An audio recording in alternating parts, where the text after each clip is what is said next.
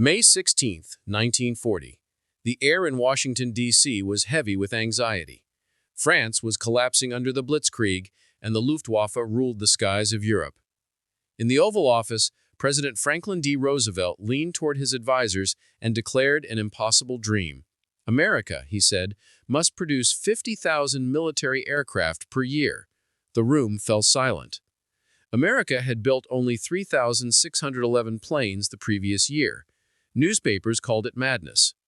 In Berlin, Reich Marshal Hermann Göring read the news and burst out laughing. Across the Atlantic, Göring's confidence was absolute. The Americans build refrigerators, not bombers, he told his aides, the rotund Reich Marshal lounging beneath the golden eagles of his office in the Air Ministry.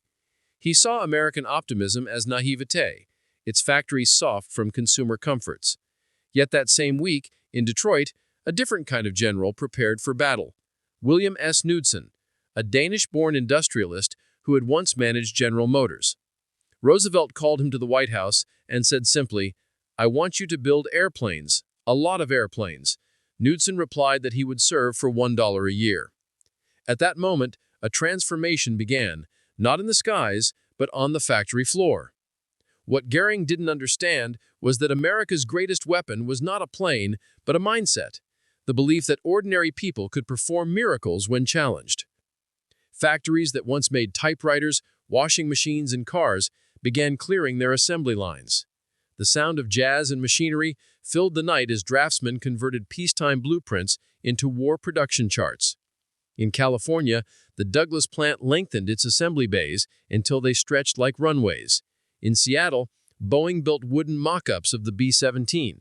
And in Michigan, Henry Ford stared at an empty field near Willow Run and imagined an aircraft plant the size of a city.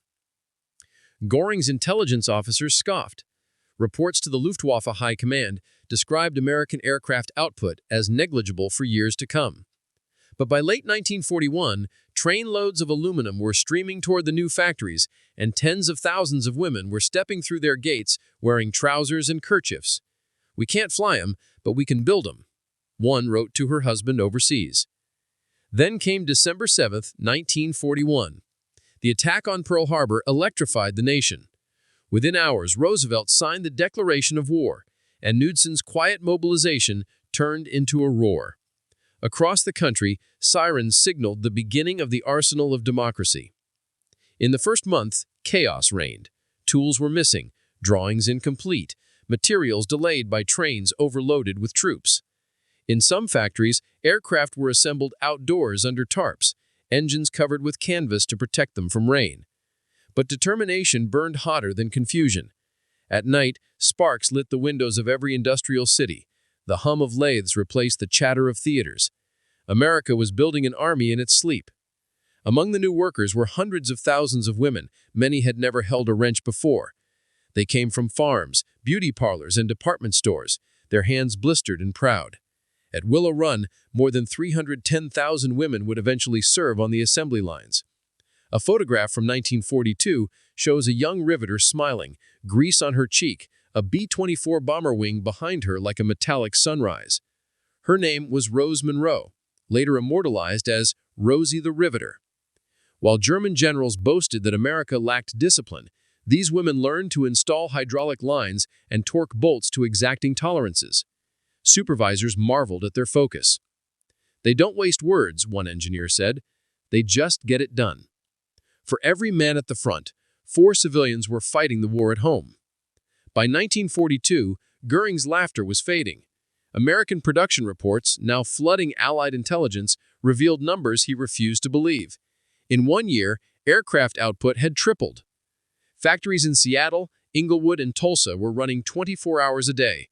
Ford's Willow Run plant, a mile long, launched its first B-24 Liberator on May 15, 1942. It was rough-built, missing paint, but airborne. Within months, a Liberator would roll off that line every 63 minutes. Inside the Luftwaffe command bunker, Göring's aides tried to spin the numbers. They told him quantity without quality. But reports from the Eastern Front painted a different picture. Waves of American bombers appearing over North Africa and Italy. The Reich Marshal dismissed them as British propaganda. Yet his intelligence chief whispered, "Herr Reich Marshal, the Americans are learning faster than we expected." The truth was undeniable. In 1940, Germany had outproduced every nation in the world. By 1943, the United States alone was producing more aircraft than Germany, Italy, and Japan combined. Meanwhile, in Dearborn and Seattle, the faces of the workforce changed the meaning of patriotism. African-American welders joined the ranks despite discrimination. Native women in Oklahoma built components for the B-24. Latino mechanics in California fine-tuned engines that would carry the war back across the Atlantic. It was not perfection that powered them, but faith. Faith that the sum of their small efforts would eclipse a dictator's scorn. Göring's mockery once echoed through marble halls. Now the echo came from hangars filled with engines and hope. When he received the first aerial photographs of the massive Ford plant, he studied them in silence. The aerial rows of roofs stretched farther than any airfield in Europe. At last he murmured, "So, the refrigerator makers have learned to fly." The pace quickened. William Knudsen, moving between Detroit and Washington by night train, coordinated with Donald Nelson of the War Production Board. Together, they rewired the nation's logistics. Steel quotas, rubber allocations, and shipping priorities flowed like a military operation. On every bulletin board hung Roosevelt's challenge: "We must be the great arsenal of democracy." By the end of 1943, America had built more than 85,000 aircraft. Bomber wings stretched across Kansas fields like mirrored oceans.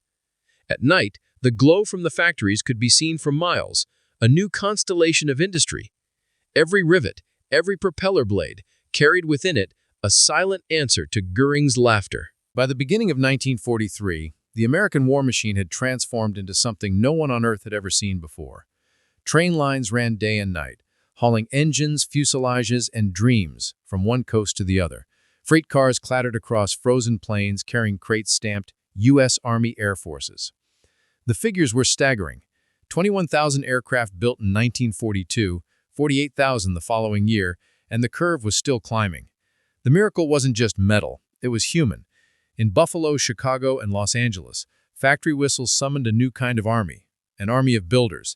They were teenagers and mothers, machinists and janitors, farmers who had never seen an airplane until they built one. By March 1943, 310,000 women worked in aircraft production. Their uniforms were denim and courage. They learned to weld aluminum in 12-hour shifts, to roll fuselages down rail lines with mathematical precision, and to celebrate launches not with champagne, but with applause and exhaustion. In Seattle, Boeing built its great bomber gardens. Entire neighborhoods of women and men streamed through gates every morning, waving to each other like soldiers. Inside, the air thundered with pneumatic drills and the hiss of welding torches. The B-17 Flying Fortress rolled forward 1 foot at a time, a cathedral of aluminum, a monument to collective belief. "Every rivet," a foreman told his crew, "is a bullet for a boy overseas." Meanwhile, in Michigan, Ford's Willow Run was achieving the impossible. Designed by Albert Kahn, its assembly line stretched 1.25 miles long, the largest building under one roof in the world. Ford's engineers had argued that aircraft could never be mass-produced like cars, but his son, Edsel Ford, refused to yield. When the first fully completed B-24 Liberator took off from the end of that line, the workers stopped and watched, many with tears streaming down their faces. They had built something beautiful and deadly.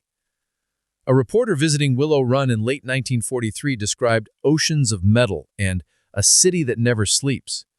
The plant consumed more electricity than the entire state of Vermont. Conveyors carried engines overhead, tail assemblies below, and through the air drifted the smell of oil, coffee, and determination.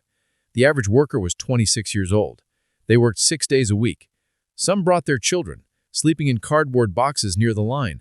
"I don't get tired," one woman said. "I get proud." But production was more than patriotism. It was science and sacrifice. William Knudsen and Donald Nelson redesigned the entire supply chain of a nation.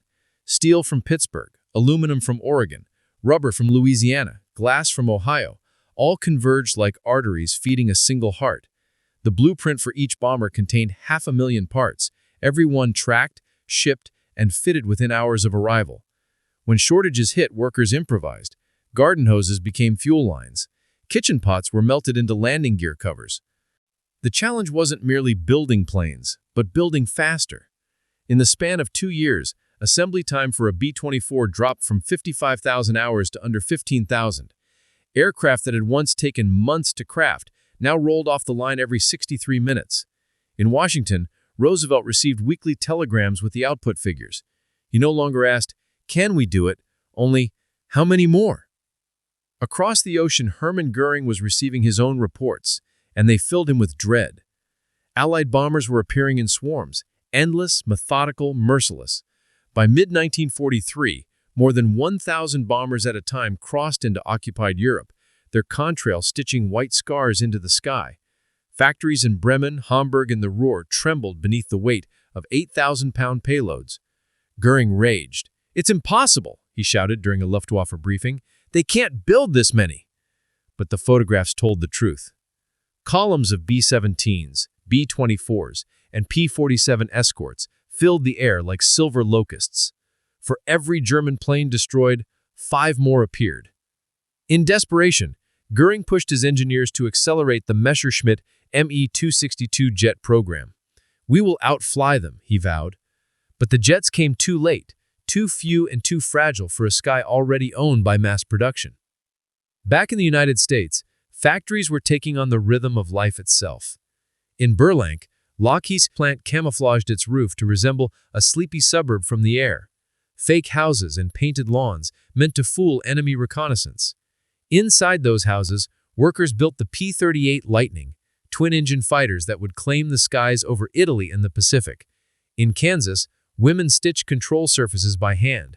In Connecticut, teenage girls polished propellers. At lunchtime, radios blared Glenn Miller and the Andrews Sisters.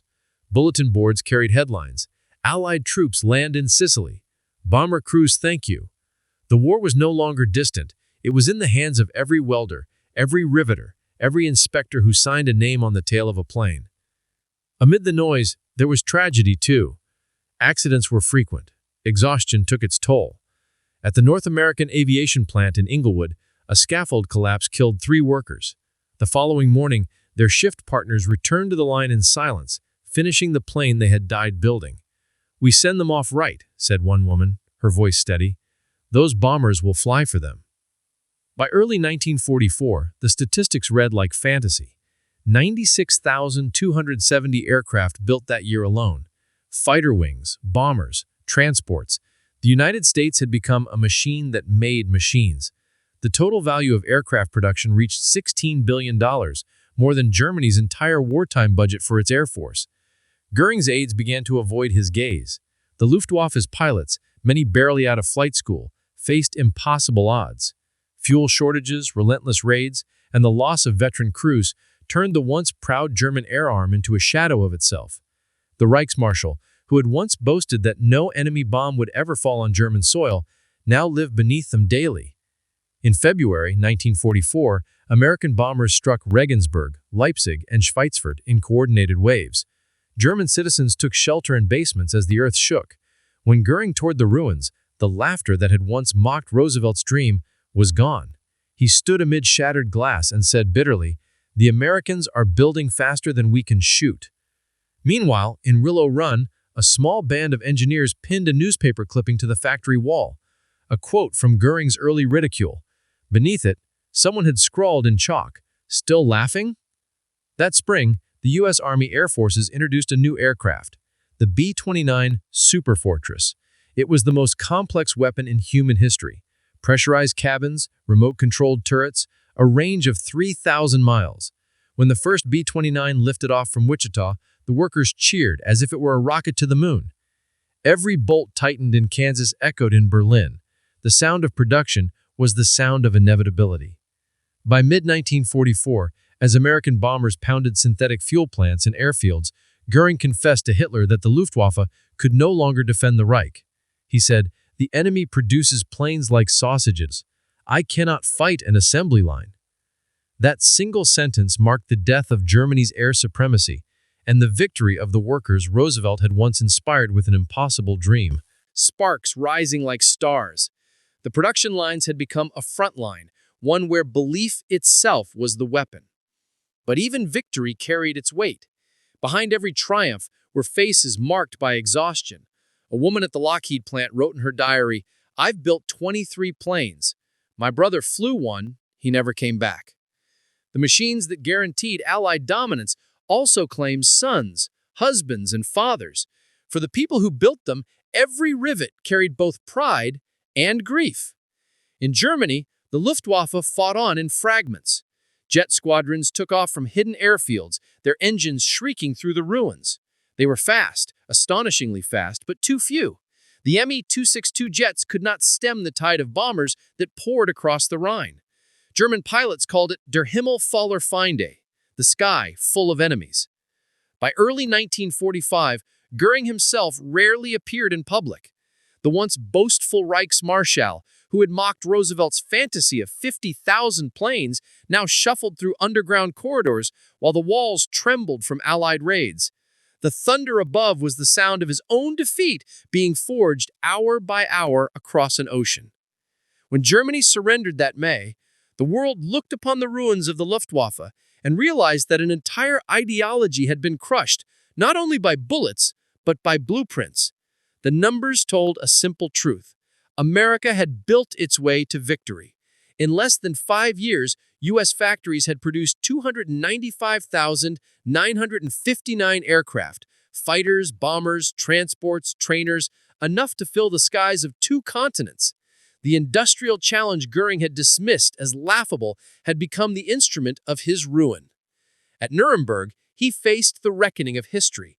Gone were the uniforms and medals, the arrogance and cigars. When prosecutors questioned him about the war he had promised to win through air power, he offered a bitter smile. "The Americans," he said, quietly, "exceeded my worst fears. They won through industrial power, not military prowess." It was an admission more devastating than any confession of guilt.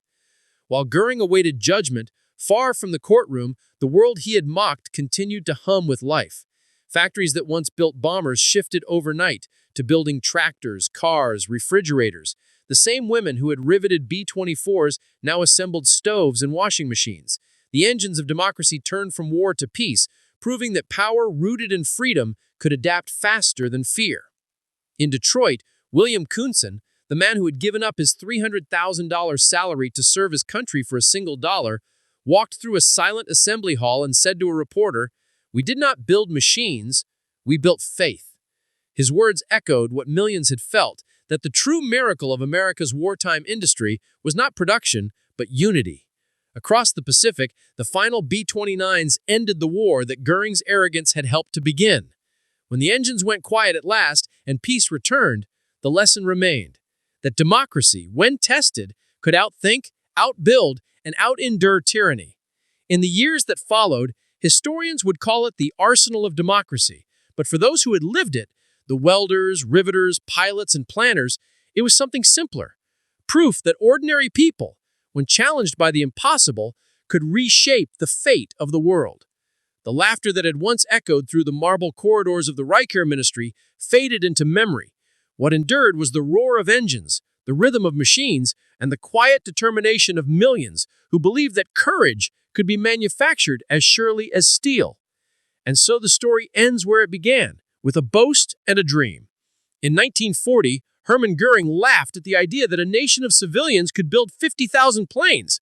By 1944, those same civilians had built 100,000. The joke, history decided, was his.